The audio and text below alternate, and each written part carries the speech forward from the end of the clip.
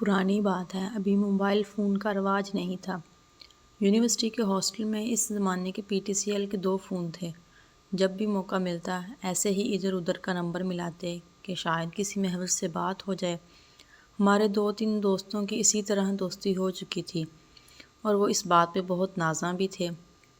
کیا ہوا کہ ایک دن حسب معمول کوششوں میں لگے ہوئے تھے کہ فون کی دوسری جانب ایک نفیس سی کھنکتی ہوئی زنانہ آواز ابھری۔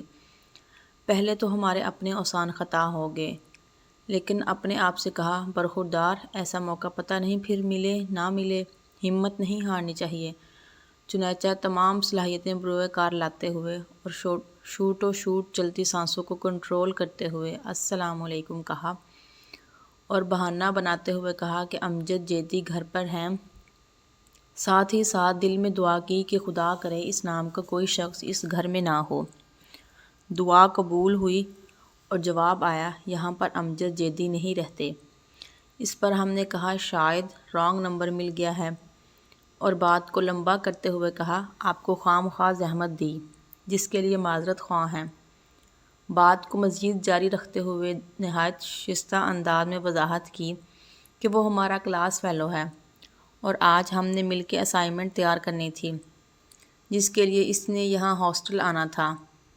دوسری طرف سے رس گھولتی آواز نے کہا کوئی بات نہیں، اس پہ جلدی سے کہ مبادہ فون بند نہ کر دیا جائے۔ ہم نے ہمت کر کے کہا کہ معلوم ہوتا ہے آپ بھی ہماری طرح اسٹوڈنٹ ہیں۔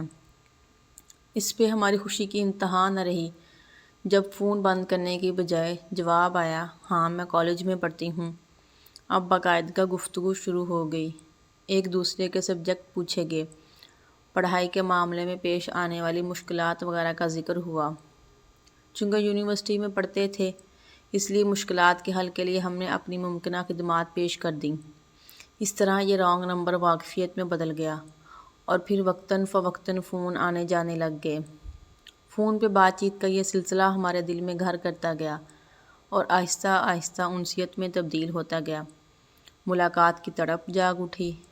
اس پر اپنے ایک جہاں دیدہ کلاس فیلو سے مشورہ کیا تو پہلے تو اس نے مذاق اڑایا کہ چونٹی کے بھی پر نکل آئے ہیں اب تو۔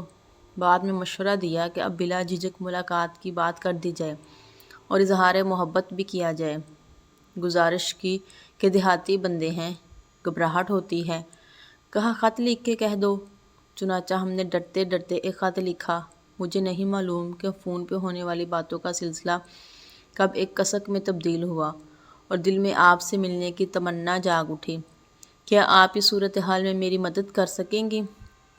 خاطر خواہ اور مثبت جواب آیا اور کہا گیا پہلے ہم ان کی گلی کا چکر لگائیں، وہ ہمیں دیکھنا چاہ رہی تھیں۔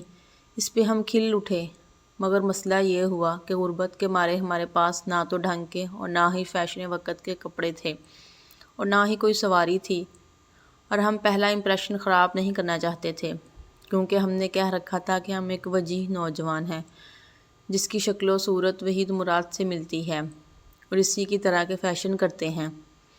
دوستوں سے منت سماجت کر کے ایک اچھی رنگین دھاریوں والی امپورٹنٹ قمیض اور فیشنی جینز کی پینٹ لی۔ سواری کے سلسلے میں ایک دوست نے مہربانی کی اور اپنی موٹر سائیکل دے دی، لیکن چونکہ ہمیں چلانی نہیں آتی تھی اسی دوست سے عرض کیا کہ وہ ہمیں وہاں لے جائے۔ کچھ رد و قد کے بعد ہماری حالت پہ ترس کھا کے راضی ہو گیا۔ پریویس سے وقت اور دن طے کیا، نشانی کے طور پر موٹر سائیکل کا نمبر بھی بتا دیا تاکہ پہچاننے میں کوئی دقت نہ ہو۔